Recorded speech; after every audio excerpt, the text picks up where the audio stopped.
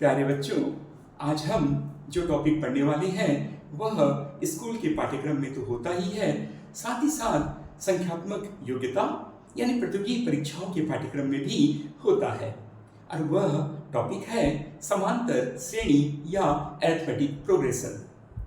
तो आज हम काफ़ी कम समय में इसे अच्छे से सीखेंगे भी और इससे संबंधित कोई भी प्रश्न आए आप उन्हें आसानी से हल कर पाएंगे। तो चलिए शुरू करते हैं। समांतर श्रेणी क्या है? अरिथमेटिक प्रोग्रेशन, समांतर श्रेणी या एपी, अरिथमेटिक प्रोग्रेशन। तो हम देखते हैं कि समांतर श्रेणी क्या है। जैसा कि नाम से स्पष्ट है, श्रेणी यानी एक सीक्वेंस होगा, एक क्रम होगा, एक अनुक्रम होगा, लेकिन समांतर उसके गुण को बता रहा है कि वह श्रेणी किस गुण पर आधारित होगा। तो समांतर यानी समान अंतर, यानी उस श्रेणी के कोई भी दो पद को लें और हम उनमें अंतर निकाल दें तो उस श्रेणी के किसी भी दो पदों के बीच में वही समान अंतर होगा। इसीलिए उस श्रेणी का नाम समान अंतर या समांतर श्रेणी कहलाता है। तो चलिए हम देखते हैं इसे कैसे परिभाषित करें। तो हम देखते हैं समांतर श्रेणी का प्रारूप कैसा होगा, उसे लिखा कैसा जाएगा। समांतर श्रेणी को लिखा जाता है ए धन डी, फिर लिखा जाएगा ए धन 2d और इसी प्रकार n पदों तक इसे लिखा जाएगा। तो इसका जो nवां पद होगा, n कोई भी संख्या हो सकती है। तो n आप 100, 1000, 10 करोड़, 10 अरब कुछ भी लिख सकते हैं। तो n कोई भी संख्या, स्वैच्छिक संख्या हो सकती है। तो a से शुरू करते हुए हम पहुंचेंगे a plus n minus 1d। अब आप देखिए कि यहाँ पर इन संकेतों का क्या अर्थ है। ए जो होगा प्रथम पद होगा, जो डी होगा वह सर्वांतर या कॉमन डिफरेंस होगा। डी को हम सर्वांतर या समान अंतर या कॉमन डिफरेंस कहते हैं, जो कि इस श्रेणी के कोई भी दो पदों के बीच में समान होगा। फिर हम देखते हैं जो n होगा वह nवां पद होगा। n कुछ भी हो सकता है, 10, 100, 1500, 1680 कुछ भी हो सकता है जो आप चाहें। या तो इसके प्रश्न में n पद दिए गए होंगे या आपसे पूछा जाएगा इसका nवां पद निकालिए, या बोला जाएगा n पदों तक आपको योग निकालना है। तो इसके अनेक प्रश्न बनते हैं, लेकिन अगर आप इसे देख लेंगे तो आपको उन सभी प्रश्नों को आसानी से हल करने में कोई दिक्कत नहीं होगी। तो चलिए हम देखते हैं कि यह कैसे होता है। तो हम देखते हैं यहाँ पर कोई उदाहरण से 1, 2, 3, 4 ये आप बता सकते हैं कि क्या यह समांतर श्रेणी है? बिल्कुल, यह समांतर श्रेणी है। हमने कैसे बताया कि यह समांतर श्रेणी है? देखिए, ये समांतर श्रेणी इसलिए है क्योंकि इसमें प्रथम पद हम ले लिए a यानी a और कोई भी दो पद ले लिए, जैसे ये 2 और 1, इन दोनों में अंतर किए, 2 ऋण 1 1। हमने 4 और 3 को पकड़ लिया, 4 में से 3 गया 1। इसी तरह जितने भी इसके पद होंगे आप उन दोनों पदों को ले लें तो सभी में उनका अंतर समान होगा, सर्वांतर समान होगा। इसीलिए यह समांतर श्रेणी कहलाता है। क्या इसमें nवां पद दिया गया है? नहीं, इसमें nवां पद नहीं दिया गया है। हो सकता है इसमें nवां पद दिए, जैसे 1, 2, 3, 4 और इसका जो nवां पद है इसी प्रकार हम आगे बढ़ते जाएंगे तो हो सकता है कि यह nवां पद इसका 20 हो। तो यानी यह भी समांतर श्रेणी होगा जिसका प्रथम पद 1 व अंतिम पद या nवां पद 20 होगा। अब आपसे पूछा जाएगा ऐसा इसका 500वां पद बताइए, 6000वां पद बताइए, 1 करोड़वां पद बताइए, तो आप आसानी से उनको भी निकाल पाएंगे। या ऐसा भी हो सकता है कि आपको इस 20 पदों तक का योग निकालना है कि कुल योग कितना होगा। तो देखते हैं कुछ और उदाहरण। तो ये पहला उदाहरण है, क्या ये हो सकता है 3, 7, 11, 15, इसी प्रकार।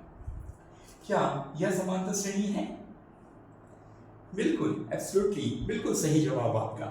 यह भी समांतर श्रेणी है। इसको चेक करने का तरीका है कि यह 3 प्रथम पद हो गया, यह द्वितीय पद, 7 में से हम 3 किए 4, 11 में से 7 कम किए 4, 15 में से 11 कम किए 4, यानी कोई भी दो पदों को जब हम लेते हैं तो उनमें भी समान अंतर ही हमें मिलता है, तो यह भी समांतर श्रेणी होगा। किंतु यहाँ पर हमें nवां पद नहीं दिया गया है, तो पहला प्रश्न हो सकता है कि इसका 18वां पद निकालो, इस समांतर श्रेणी का 24वां पद निकालो। चलिए निकालिए, चलिए 24वां पद निकालिए, या उन 24 पदों का योग निकाल दीजिए। क्या आप ऐसा कर पाएंगे? आपने मेरे पिछले वीडियो लेक्चर्स में देखे होंगे, काफी मैंने न केवल सूत्र बल्कि जादुई तरीके से भी इन्हें हल करना बताया है। यदि आप चैनल सब्सक्राइब नहीं किए हैं तो करें और आपको सबसे पहले इसकी सूचना मिलेगी। तो देखते हैं कि इसका हम nवां पद निकालें या n पदों का योग निकालें। इसके लिए हमें कुछ सूत्रों का ध्यान रखना होगा। तो पहला जो सूत्र होगा वह होगा इसका अंतिम पद या nवां पद निकालने का तरीका। तो L जो होगा वो क्या होगा? वो होगा a प्लस n-1 और b।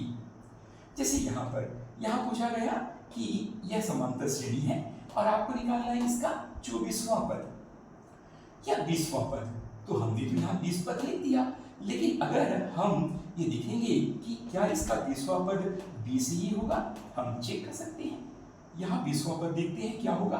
तो a कितना है? 1 है, प्लस 20वां पद पूछा जा रहा है, तो ये कितना होगा? 20 ऋण 1, और d जो है अंतर कितना है? 1 है।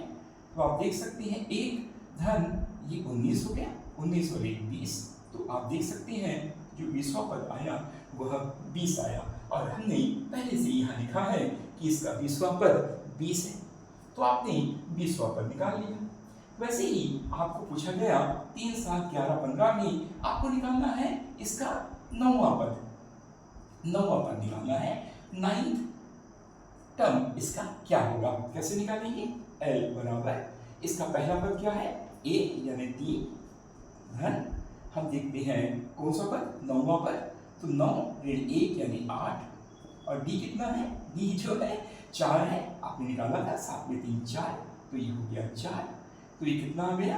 आप देख सकते हैं 3 8 चौक 32, 32 और 3 35, यानी इसका 9वां पद आपको यह पूरा करने की जरूरत नहीं है, एक एक टर्म के साथ बढ़ने की जरूरत नहीं है, सीधा हम निकाल सकते हैं कि इसका जो 9वां पद होगा वह 35 होगा।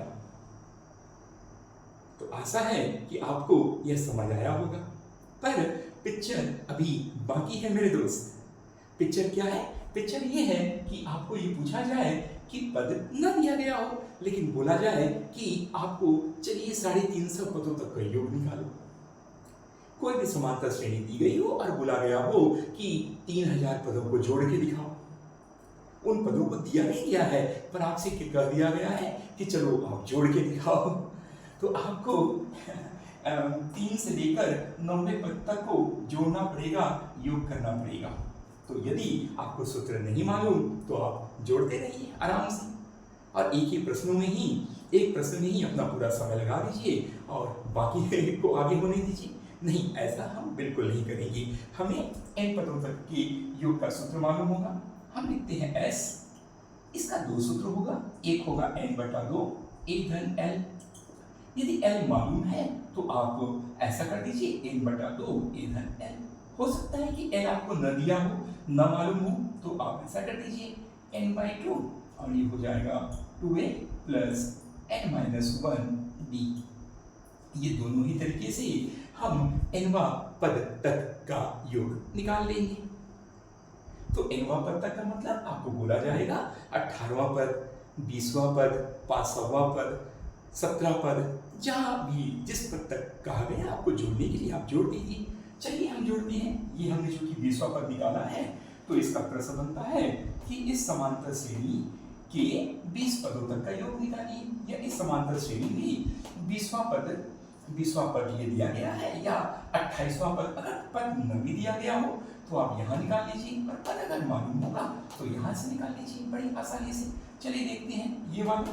तो हम देखते हैं 20 पदों तक का योग। इसके लिए हम क्या करेंगे, s से निकालेंगे। s बराबर किस सूत्र का प्रयोग करेंगे, हम करते हैं l हमें मालूम है, l कितना है 20 मालूम है, तो यहाँ आप देख सकते हैं n/2 यानी कितना 20 पद n यानी 20 पद दिया गया है, 20/2, a कितना 2 घन, l हमें मालूम है, l कितना मालूम है, हमको मालूम है l जो है 20 है, तो ये लिख दिए 20, तो कितना हो गया ये 20 और 2 22, आधा हो गया, तो 22 को आधा के 11, तो 11 दूनी 22, ये हो गया 220। यानी 20 यानी इस समांतर श्रेणी में अगर हमें कहा गया कि 20 पदों तक का योग निकालिए, तो 20 पदों तक का जो कुल योग होगा वह 220 होगा।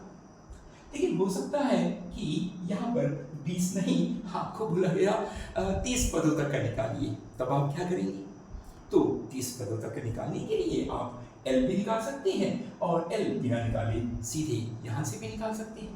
तो आपको बोला गया है क्या 30 पदों तक का, तो पदों की संख्या 30/2, हम क्या करेंगे 2, पहला पद कितना है 1, 2 एकम 2 धन, ये कितना है 30 है ना, तो 30 ऋण 1 कितना हो गया 29, ये हो गया 29, और डिफरेंस कितना है 1 का डिफरेंस है, ये हो गया, तो ये कितना हो गया 29 और 2 31, ठीक है, तो 29 और 2 कितना हुआ 31 हुआ, ठीक है, ये कट जाएगा, ये 15, तो 15 गुणा 31, तो 15 गुणा 31 कितना होगा 31, 15 एकम 15 का 5, हंसी लाया 1, 15 दिया 45 और 1 46।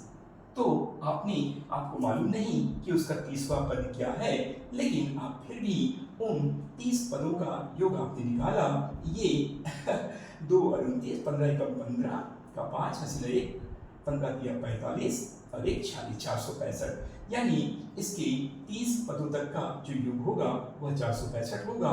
यहाँ L हमें मालूम नहीं था, लेकिन बिना L के मालूम हुए भी हमने 30वें पद तक का योग निकाला। लेकिन अगर आपको L मालूम हो, जैसे यहाँ पर मालूम है, तो L का मान सीधा यहाँ रख लीजिए और उसका हल निकाल लीजिए। तो आप देख सकते हैं इससे काफी सारे प्रश्न आप आसानी से बना सकते हैं, यदि आपको इसकी संरचना मालूम हो तो हमने देखा कि कैसे हम इसके nवें पद निकालते हैं। nवां पद अगर आपसे पूछा गया तो आप निकाल लीजिए इसका अंतिम पद या lवां पद, तो क्या होगा इसका 20 निकाला। यदि आपको मालूम है उस अंतिम पद तक का या nवें पद तक का योग निकालना है, तो यदि L मालूम है तो इस सूत्र में रख दीजिए। लेकिन आपको अंतिम पद नहीं मालूम है, आपको बस ये बोला गया है कि उसमें कुल पदों की संख्या इतनी है, तो L अगर नहीं मालूम है तो आप इस सूत्र को रख दीजिए। तो इन दोनों सूत्रों से आप कुल पदों तक की संख्या, nवें पदों तक की संख्या का कुल योग निकाल लेते हैं। यही समांतर श्रेणी है। तो ऐसा ही आप ये जो प्रश्न है, ये समांतर श्रेणी है, इसको बनाकर देखिएगा और बताइएगा इसका उत्तर कमेंट बॉक्स में कितना आया। धन्यवाद।